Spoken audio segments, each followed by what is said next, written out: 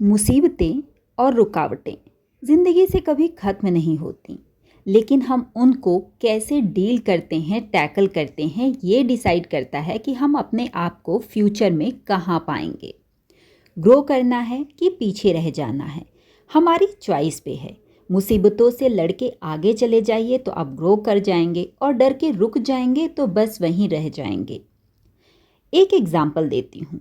जब मैंने टीचिंग शुरू की तो बहुत सारे ऐसे छोटे मोटे भी प्रॉब्लम आए, बड़े भी आए। एक छोटा सा एग्जाम्पल ये है कि इवनिंग स्नैक्स मैं घर वालों को नहीं मैनेज कर पाती थी। मेरी क्लास 4 to 7 होती थी। चाय का टाइम ऑलमोस्ट 4:30 5 o'clock होता था। तो I shifted my class half an hour बाद, मतलब 4:30 to 7:30, और स्नैक्स मैं रेडी करके रख देती हूँ और चाय पहले ही बना के दे देती हूँ, इतना कि उनको दिक्कत ना हो। प्लेट वहीं रख दिया, फोक रख दिया, जो भी उनको खाना है पहले पूछ के रेडी कर दिया।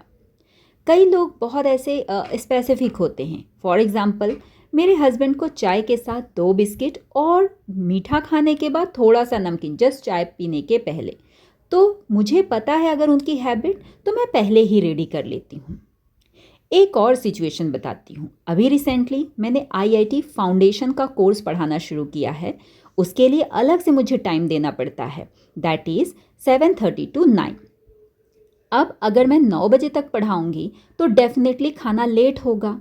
तो अगेन मैं हाफ एन आवर और पहले, मतलब अगर मेरी क्लास 4:30 से है तो मैं 3:30 से थोड़ी सी बेसिक कुकिंग कर देती हूँ। जैसे सब्ज़ी बना दिया, आटा गूँथ दिया। अब मैं ये तो नहीं बोल सकती कि मैं एकदम तरोताज़ा खाना दूंगी, बट हाँ, चपाती अगर गर्म है और सब्ज़ी थोड़ी देर की पहले की बनी है, स्टिल इट इज़ मैनेजेबल। मेरी चाहत थी कि मुझे जो करना है अपने करियर के लिए, घर को मैनेज करते हुए, वो मैं कर रही हूँ। नेक्स्ट है कि हम ना दूसरों के बारे में पहले सोचते हैं, उस समय हम अपनी कैपेबिलिटी भूल जाते हैं। फॉर एग्ज़ाम्पल, अभी मैं घर में एक सिंगल भी हाउस हेल्प नहीं है। कपड़े आयरन करना, झाड़ू पोछा, मेरा टीचिंग, यूट्यूब, ये सब कुछ मैं अकेले मैनेज करती हूँ, and that to proper time में मैं खाना बना के सब कुछ। अगर यही मेरी इन लॉज होते या देवरानी जेठानी होती और फिर मुझे ये सब अकेले करना पड़ता, तो डेफिनेटली क्वेश्चन आता कि मैं ही करूं, बाकी लोग बैठे क्यों हैं। तो मैं ये नहीं बोल रही हूँ कि आपको करना चाहिए कि नहीं करना चाहिए, जस्ट एक सोच का एग्जाम्पल है। अब मुझे अकेले करना होता है तो मैं एक एक काम में हर बार ये सोचती हूँ कि थोड़ी मेहनत कम कैसे की जाए और टाइम कैसे बचाया जाए। ऐसा करते करते आप यकीन नहीं मानेंगे, जो मुझे एक कपड़ा आयरन करके फोल्ड करके रखने में 5 मिनट लगता था, now I have reduce that to 2 minute. कुछ ऐसी मेथड फॉलो की है कि हर कपड़े के पीछे 3 मिनट में सेव कर रही हूँ। इमेजिन मैं कितना टाइम मैनेज कर पाती हूँ। बोलते हैं ना, जब किसी चीज़ की कमी होती है और आप कोशिश करते हो ना, तो वो धीरे धीरे मैनेज होने लग जाता है। कई बार ऐसा भी होता है, फाइनेंशियल क्राइसिस मेरी लाइफ में भी आया, बट उसको मैंने इस तरह से टैकल किया कि मैं कभी भी किसी के सामने ना हाथ नहीं फैलाया। अब देखिए, एक और कांस्टेंट बताती हूँ। मेरा टीचिंग एरिया ड्राइंग रूम में है, वहीं टीवी है। 7:30 के बाद हस्बैंड को, बेटे को टेलीविज़न देखना होता है या उनका कुछ इंटरटेनमेंट टाइम होता है। अब 7:30 से जो 9 वाली क्लास है, अगर मैं यहाँ से लेती हूँ तो उनको अगेन डिस्टर्ब होगा। तो I thought of making this room ready. ये मेरे बेटे का कमरा है। 7:30 to 9 ऑलमोस्ट डिनर और फिर टीवी देखने का होता है, तो मैंने यही कमरा चूज़ किया है, क्योंकि मोस्टली वो क्लास जो होगी वो ऑनलाइन होगी, 1 या 2 स्टूडेंट ऑफलाइन होंगे। तो आई थिंक मैं यहाँ पे चेयर लगा के बिठा सकती हूँ। अब उसके लिए ये कमरा मैंने कैसे रेडी किया। देखिए, स्पेस कांस्टेंट सभी के पास होता है। स्पेस अगर अनलिमिटेड हो जाएगा तो फिर क्या ही दिक्कत है।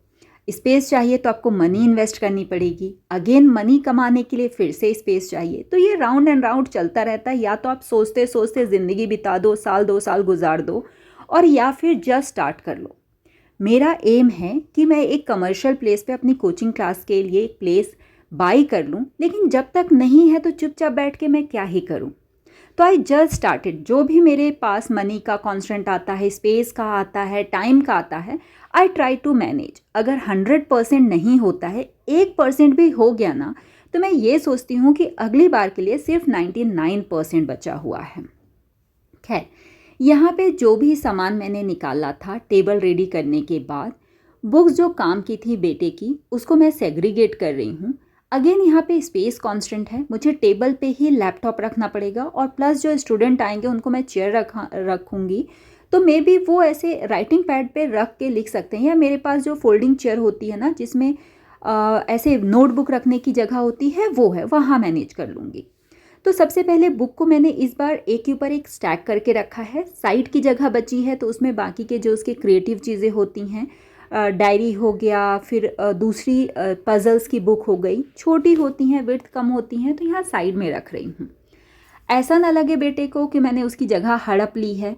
अगेन ही विल बोलेगा तो नहीं, बट ऐसा ना हो कि मन ही मन वो रखा रहे और किसी दिन ऐसा चिढ़ जाए, तो उसको वो कांस्टेंट नहीं आना चाहिए। इसीलिए मैंने ये रूम चूज़ किया है और टाइमिंग भी 7:30 to 9 है।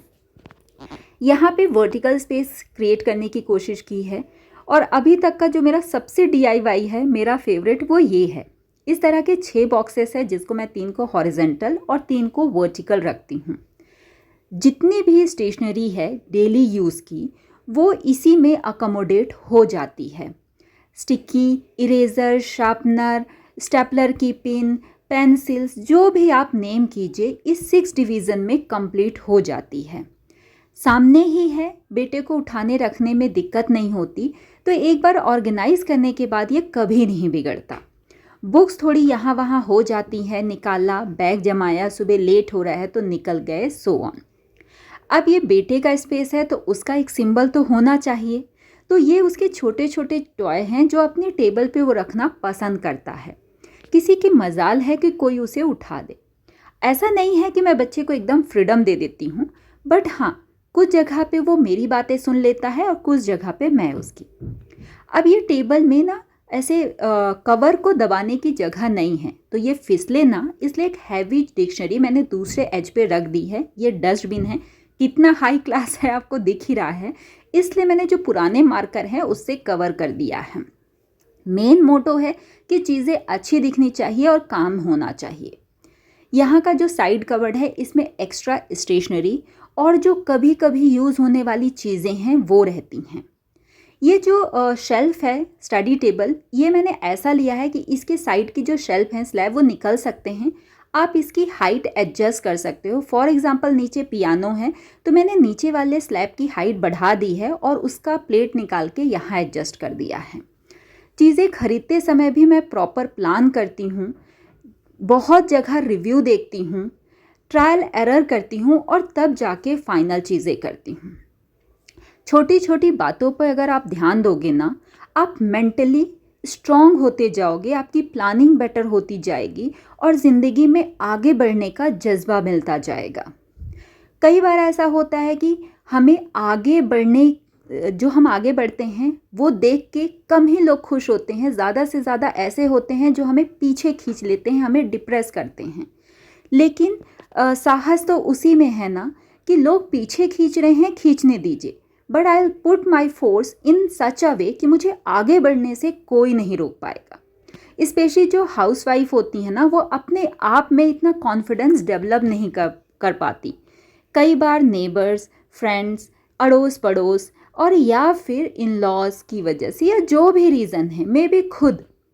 आई टेल यू वन थिंग, जब तक आप नहीं चाहोगे ना, आपको कोई पीछे नहीं खींच पाएगा। बस इतना ही। यहाँ पे मैंने ये एरिया ऑर्गेनाइज कर दिया है। होप सो मेरी बातें आपको कहीं ना कहीं इफ़ेक्ट की होंगी। अगर आप में से कोई एक भी मेरी बात सुन के आगे बढ़ जाता है ना, सच बताऊँ, मेरे से ज़्यादा खुश कोई भी नहीं होगा, क्योंकि मैंने लाइफ में वो फेज़ भी देखा है जब मेरे पास अर्निंग नहीं थी और मुझे कैसे ट्रीट किया जाता था। आज के लिए इतना ही। Bye bye.